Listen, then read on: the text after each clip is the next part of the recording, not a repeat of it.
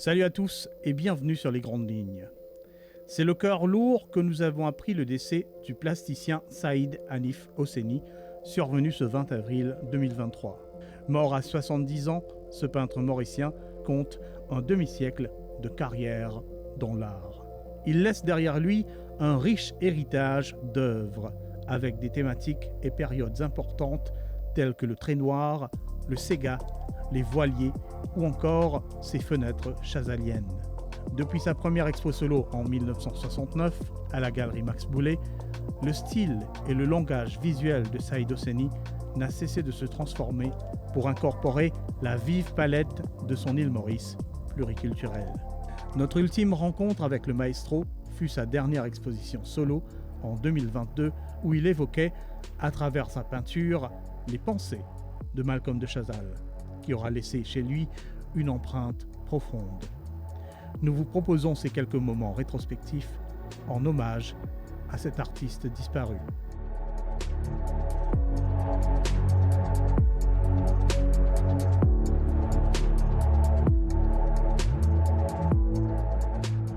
Les traits, c'est mon identité à moi. J'aime travailler avec les traits. Donc ça se répète dans toutes mes œuvres. Ma première exposition, j'avais 17 ans et j'avais exposé à la galerie Max Boullé à Rosilles.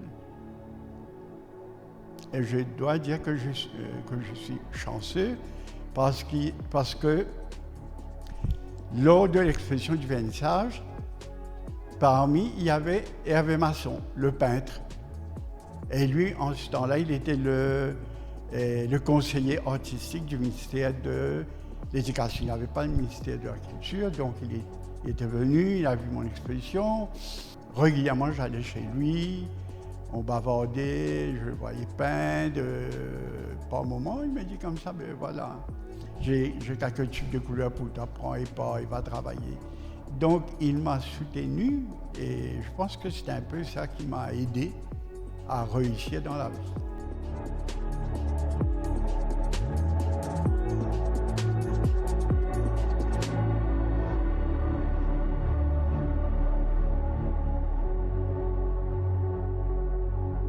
Moi, je pense qu'on aurait dû avoir une galerie d'art nationale où les jeunes peuvent aller voir et connaître et s'habituer avec la peinture de nos aïeux. Hervé Masson, Vincent, Pierre Hugo, Youssouf Wachil. Donc, ça, sont des artistes qui ont marqué leur temps ici à l'île Maurice. Mais beaucoup de jeunes ne savent pas. Et si on a une National Gallery, ce sera formidable. Il y aura même les œuvres de Malcolm de Chazal aussi qu'on peut intégrer, et puis on met les artistes contemporains. Et donc, ce sera comme c'est un vrai musée d'art. Souhaitons que ça va venir, parce que vous savez, nous les artistes, nous vieillons, mais toujours nous vivons avec, comment on dit, expectations. Nous avons toujours cet espoir qu'un jour ça va venir, mais on ne sait jamais.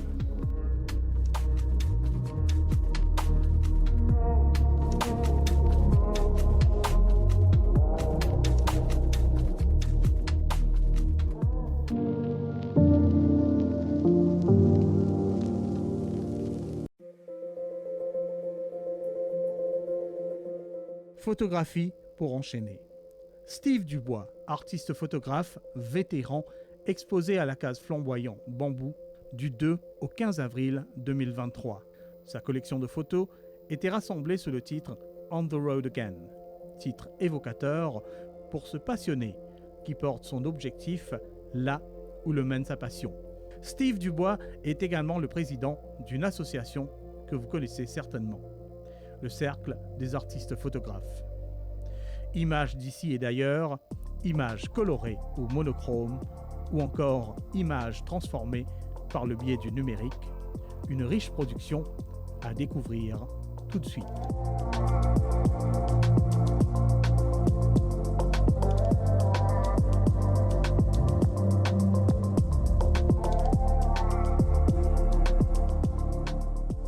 C'est une exposition qui est un peu in the pipeline.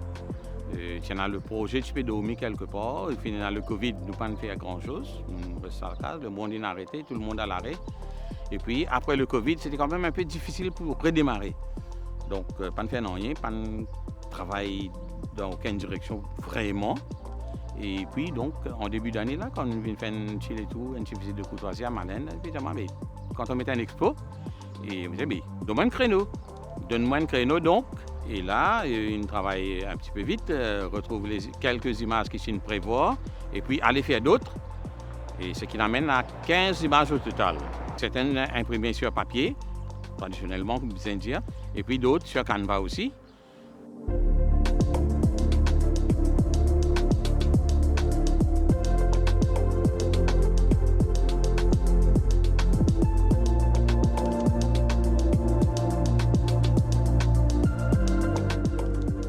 Sur ces 15 images exposées, il y en a 5 là-dedans qui nous fait pendant la période de confinement. Il y a une période où nous tous coincés à la maison, pas qu'à sortir faire photo. Nous avons la frustration, il y a un peu de violence aussi, il y a un peu d'énergie qui bouillonne comme ça. Finalement, ce qu'ils m'ont fait, c'est qu'ils m'ont repris mon bande photo qui m'ont déjà là, moi essayer d'appliquer un nouveau traitement dessus. Donc un nouveau traitement, c'est tout que du numérique et essayer de mettre. En fait, c'est sorti naturellement. Hein. Ce n'est qu'après qu'ils m'ont comprend.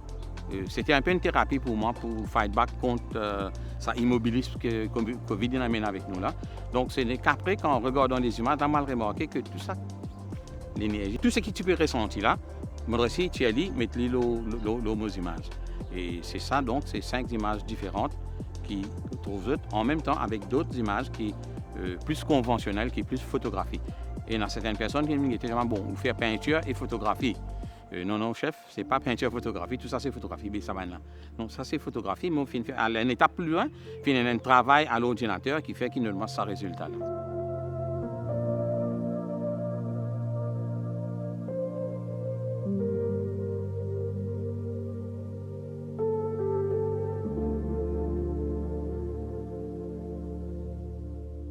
À travers le monde, mais aussi à Maurice, la photographie est dans différentes tendances, etc., différents niveaux, il y a énormément de sujets de prédilection, etc. Alors, comment on positionne nous comme un photographe? Est-ce qu'on justement, qui va nous faire qui interpelle nous, ou bien ou interpeller pas absolument tout? Il y a le tout, mais il y a certaines choses comme la nature, qui est un de mes sujets préférés. Donc, quand nous regardons l'expo, nous trouvons qu'il y a beaucoup de ce côté nature là qui remonte à la surface. Et puis, il y a une affaire qu'ils m'ont découvert avec l'expo, ça c'est comme une film à cause qui m'a remarqué, qui quand même a une prédilection pour une silhouette. Il y en a plusieurs là-dedans, ce sont des silhouettes. La force de la silhouette, c'est quelque chose d'extraordinaire. Nous pas porter attention, mais nous avons une affaire en noir complètement, mais il finit gagner toutes les histoires là. Donc, il y a ça, nous avons le côté nature qui est très fort. Moi, j'ai une préférence pour le noir et blanc qui explique la présence de 3 noirs et blancs dedans. Et puis aussi, il y a ce côté qui ne pas considérer la photographie, une photo quand nous faisons une print, je ne pas considérer ça comme le point final. Pour moi, c'est un point de départ souvent. À partir de là, quand on essaie de retravailler pour amener vers d'autres quelque chose encore, qui parfois super joli, parfois c'est complètement exécrable, nous faisons cette ligne. Nous pas garanti, mais nous faisons faire là pour nous connaître s'il vaut le coup.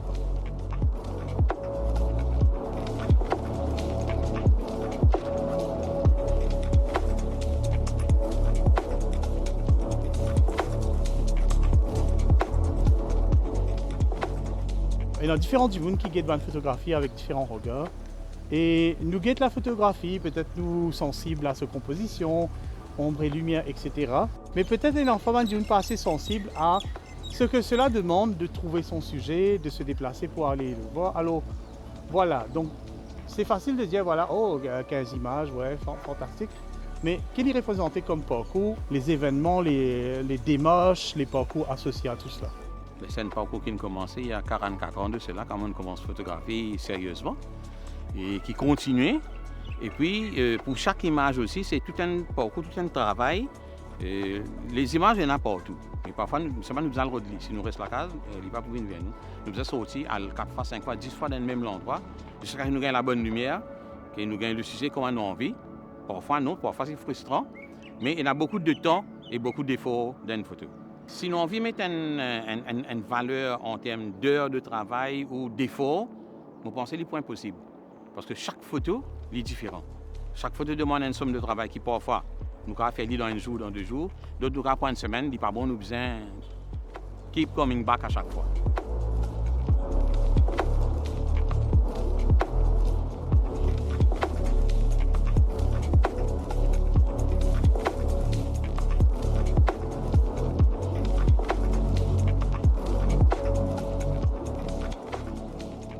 Il y a Maurice, mais il y a aussi ailleurs. Dans sa sélection-là, voilà, qui ça va une destination qui nous remettait là et qui fait peut-être ça. Il y en a juste 2 qui partent dans Maurice.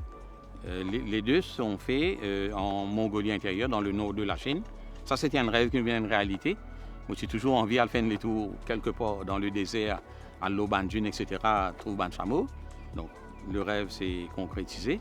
Donc, dans les photos qui sont exposées, il y en a 2 qui partent à Maurice. C'est en Mongolie intérieure, dans le nord de la Chine. J'ai eu l'occasion de invité pour être parmi les personnes pour célébrer l'anniversaire d'une association internationale qui s'appelle Global Photographic Union, donc mon membre. Et donc, mon invité pour aller fêter les 10 ans là-bas. Et bien sûr, nous allons promener partout, nous faire photos. Ça, c'est un rêve qui devient une réalité, donc, parce que je me suis toujours rêvé par dans le désert.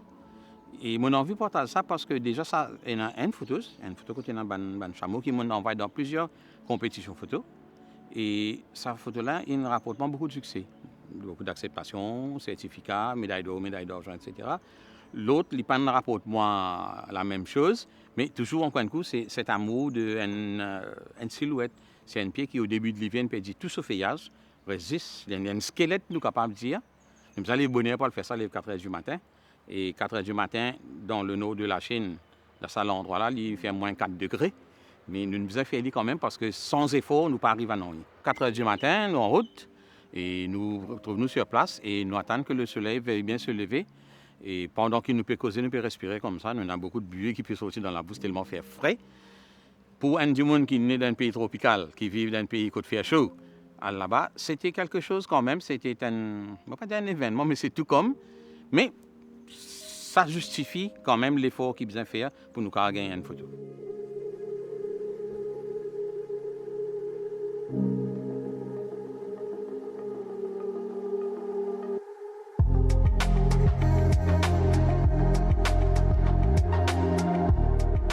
Comment faire perdurer cette passion? Surtout qu'il faut penser, il demande beaucoup physiquement, il demande beaucoup de ressources, il demande d'investissement. Le retour peut-être pas équivaut ce qu'il est demandé. Le secret, si mon cas appelle ça un secret, c'est de ne rien attendre en retour. Faire ce qu'il a besoin de faire, mon compte en la photographie, pour moi c'est une passion, c'est un plaisir, partager avec tous ceux qui, comme moi, ont envie de caméra, faire des images. Ça demande beaucoup de ressources, beaucoup de temps surtout. Et travail au niveau intellectuel, si on peut dire, travail physique, se déplacer, se lever à des heures indues, aller se coucher à des heures indues aussi, et travailler beaucoup et se dire que bon, on finira par y arriver. Tant qu'il reste une passion, on pense le self-rewarding.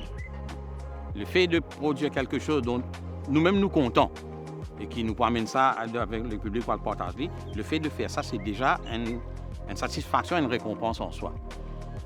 À Maurice, ne pas vivre de l'or vraiment. Si on peut vendre, tant mieux. Si on ne peut pas vendre, tant pis. L'œil affûté, objectif braqué sur le monde, Steve Dubois continue son parcours de passionné en capturant la vie qui passe autour de lui.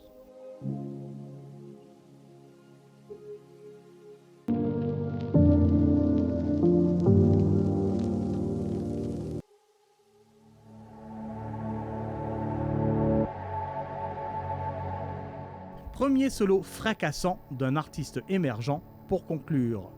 Du 7 au 27 avril 2023, Patrick Rico proposait sa première expo solo au Creative Park Beauplan.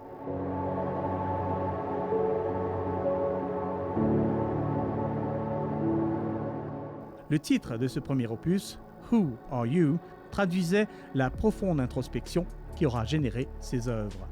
À travers cette impressionnante production, Patrick Rico venait de renouer avec une passion enfouie depuis des années. En effet, ce n'est que récemment que ce tatoueur de profession a quitté l'épiderme et les aiguilles pour s'adonner au canevas et à la peinture. Découverte.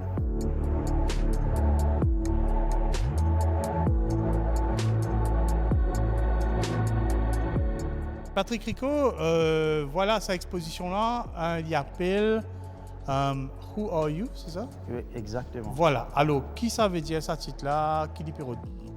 Et d'abord, tu connais comment se fait la peinture et moi je connais qui style moi j'ai envie de faire. Et après tellement tu connais des bonnes affaires qui me trouvent tous les jours. Moi je suis côté maman le supermarché, moi trouve des affaires, c'est bonnes affaires qui inspirent moi au fait bon et moi base moi là c'est qui me trouvé pour faire mon lot et par rapport à ça et moi pas trop envie aussi qu'il y a du monde venir dire moi qui me trop éparpillé avec ce qu'il me fait et mon récit on va dire garde sa tendance quand même et faire une façon que du monde reconnaît à ce qu'il me fait et j'ai entendu beaucoup de monde qui pose question qui c'est na Patrick Rico c'est pour ça Who Are You.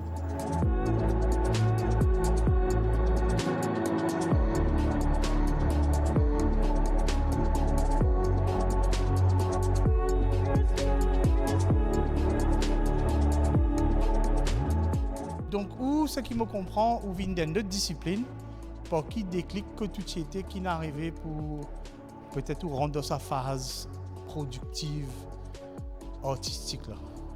Alors, ce qui me fait tous les jours, c'est tatoueur, moi un tatoueur. Et par rapport à tatouage, je fais un peu le tour de l'Europe, tout ça. Nous faisons pas mal de conventions internationales. Toutes les conventions finies l'année dernière et c'est là que j'ai eu l'occasion pour aller visiter les musées, pour aller checker un peu les autres expos. Je retombe dans la peinture. Et pour l'œuvre de Basca, comme tout l'œuvre de Basca. Et tout le temps, je suis content de Basca. Et après, quand on vient, je me dis, il arrive pour me recontinuer à faire la peinture.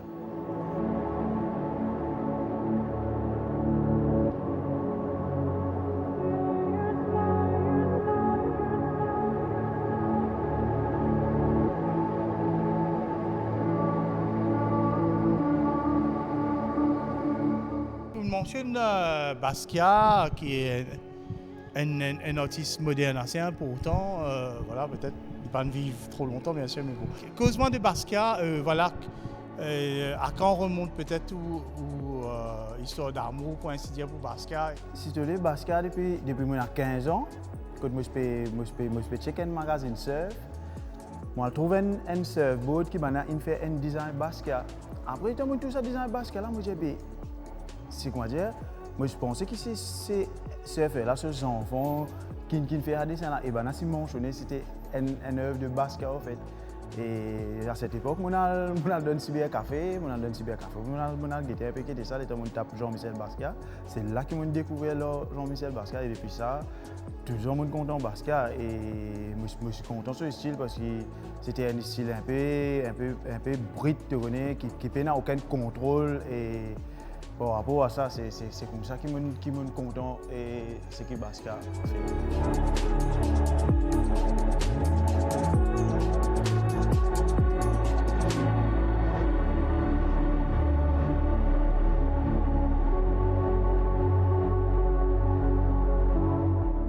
En tant que tatoueur, bien sûr, vous supposez faire des affaires extrêmement détaillées. Comment nous faire pour réussir peine dans ce mode-là, les on habitué, les tous affaires qui ont habitué être très détaillées, très bien dessinées, etc. Mais pour réussir à arriver à ce côté brut là, qui lui demandait en fait. Alors, déjà comme on fait la toile, on fait pas mal de pièces réalistes et par rapport à une pièce réaliste et comme on retrouve moi devant, comme on est en Amsterdam, après on est en Amsterdam, on retrouve moi. En fait, moi je ne suis pas supposé tout moi devant une œuvre de Basquiat. Moi je visite le musée Banksy et c'est là que je retrouve moi devant l'œuvre Basquiat et tout ça est revenu. C'est tout ça est revenu et c'est pour ça que je me dis que je besoin d'attendre 24 ans pour capable refaire la peinture et le plus facile qui surtout dans le tatouage, tu connais quand on fait le tatouage, c'est le choix n'est pas trop pour nous, c'est un client qui amène, un client qui m'appelle Canva aussi, quand on amène cette bonne idée, nous améliorons cette idée et nous faisons un dessin par rapport à un client.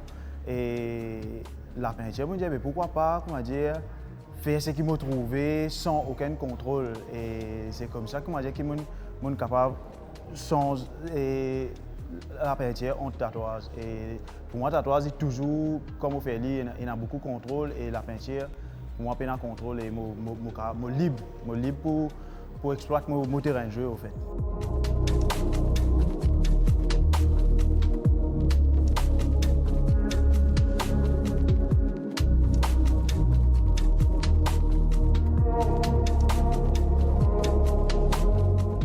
Et puis combien de temps on peut produire tout ça là.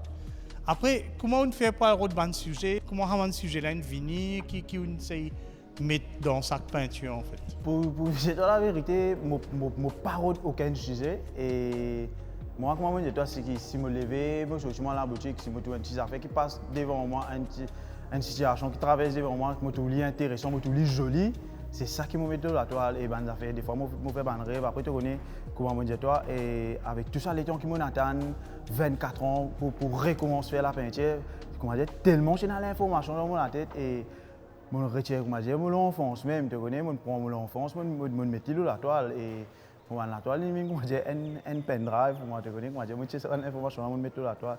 Et c'est ça qui m'a fait, et ça que ça fait qui m'a trouvé. D'ailleurs, tu as eu l'occasion de montrer une pièce qui m'inspire, moi, un petit jeune qui se peut vendre limonade. Les temps où je me dit, qui fait vendre limonade? Il dit, il ramasse un petit lichin, que tu m'amènes, il ramène un petit lichin à la case, c'est une responsabilité. Alors, il décide pour vendre limonade 20 €, pour lui capable de manger, pour lui nourrir ce petit lichin. Et tout ça joli, et du moment qu'il finira, quand on cette histoire, on rentre côté moi, on rentre dans mon garage. Je mets ça dans la toile et c'est comme ça que je gagne mon information pour faire mon œuvre. En fait.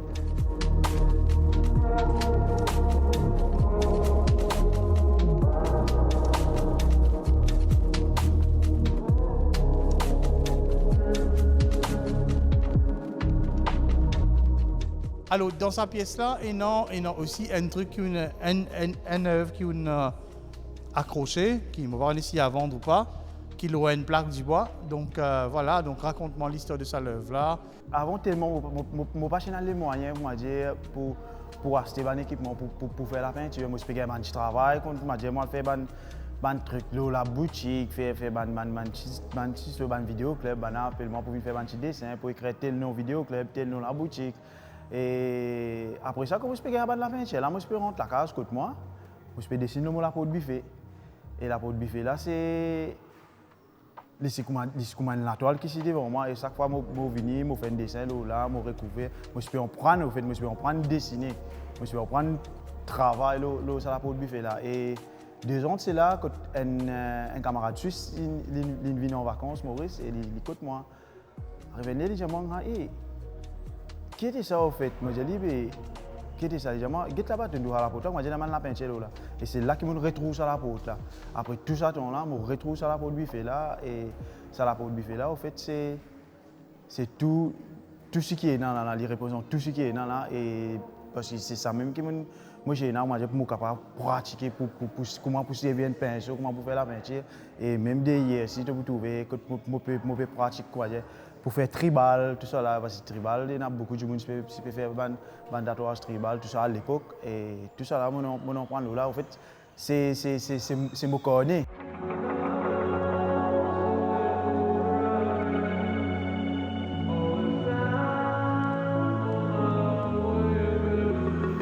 Comme un leitmotiv, l'influence de l'artiste pop américain Jean-Michel Basquiat imprègne l'iconographie et les couleurs viscérales de ce jeune artiste émergent. Si le rendu fougueux des tableaux de Patrick Rico semble faire écho à d'autres jeunes artistes mauriciens, c'est peut-être la preuve que l'influence de Basquiat résonne profondément avec l'âme mauricienne. Fin de cette édition, on se retrouve bientôt. Restez en ligne.